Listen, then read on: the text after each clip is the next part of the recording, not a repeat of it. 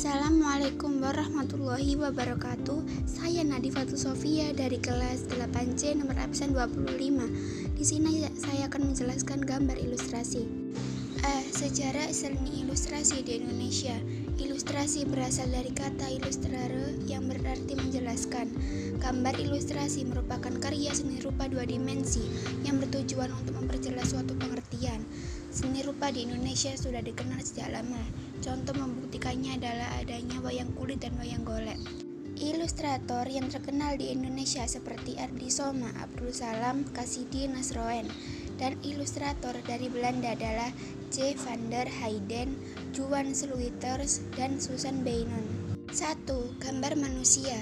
Untuk dapat menggambar tokoh manusia, kita harus mengetahui dan menguasai proporsi dan anatomi tubuh manusia. Proporsi adalah perbandingan bagian dengan keseluruhan. Anatomi adalah kedudukan, struktur tulang dan otot yang menentukan besar kecil dan cekung cembung menonjol atau tidaknya tubuh manusia sehingga menentukan bentuk keseluruhan tubuh. Proporsi tokoh pahlawan, panjang kepala X8 atau 1/8, proporsi orang barat panjang kepala X7,5 atau 1/7,5, proporsi orang Indonesia adalah panjang kepala X7 atau 1/7,5. 2. Gambar tokoh binatang. Dalam menggambar tokoh binatang, perlu juga kita memperhatikan proporsi dari anatominya. Jenis dan bentuk binatang terbagi menjadi 3, yaitu binatang darat, udara, dan air. 3. Gambar tumbuhan. Menggambar tumbuhan dapat dibedakan menjadi 2, yaitu secara sederhana dan lengkap. Dalam menggambar secara sederhana, tumbuhan tidak digambarkan secara mendetail tetapi hanya kesan tumbuhan. Dalam menggambar lengkap, tumbuhan digambarkan dengan mendetail dan cermat bagiannya. C. Corak gambar ilustrasi. Realis artinya gambar dibuat sesuai dengan keadaannya sebenarnya, baik proporsi maupun anatomi dibuat sama menyerupai dengan objek yang digambar. Gambar ilustrasi yang bersifat karikatural dibedakan menjadi 2, yaitu gambar karikatur dan gambar kartun.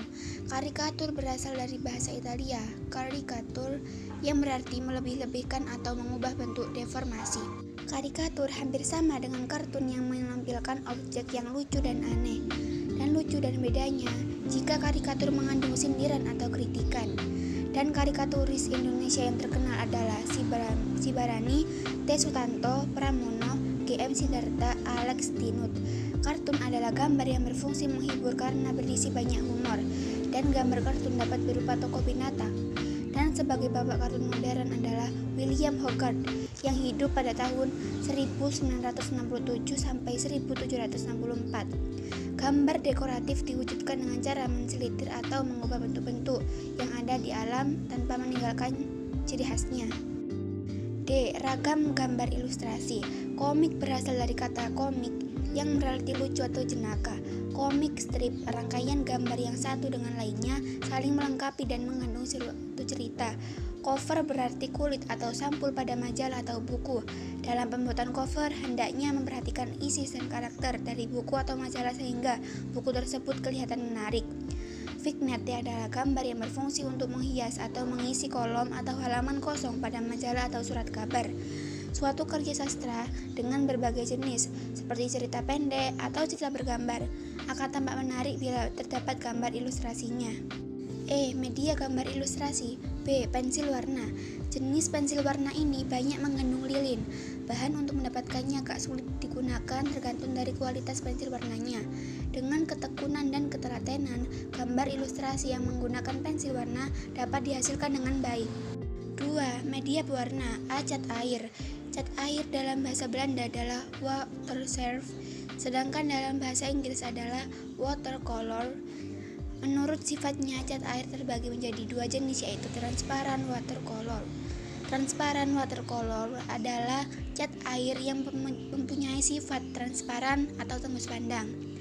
Non-transparan atau opaque watercolor merupakan cat air yang mempunyai sifat tidak tembus pandang.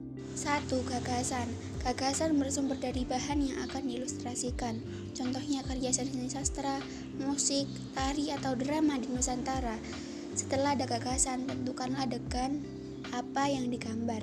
Tentukanlah pula corak gambar dan media yang akan kamu gunakan. 2. 2. Sketsa. Proses menggambar yang paling awal men-sketch atau membuat rancangan gambar sketsa. Gagasan yang ada dituangkan bersamaan dengan proses men-sketch. Sketch berbentuk garisan bidang yang merupakan bentuk global sederhana dari gagasan kita. 3. Pewarnaan. Setelah sketch selesai barulah kita dapat mewarnai. Dalam pewarnaan menggambar ekspresi dapat dilaksanakan dengan 2, corak realis dan corak bukan realis.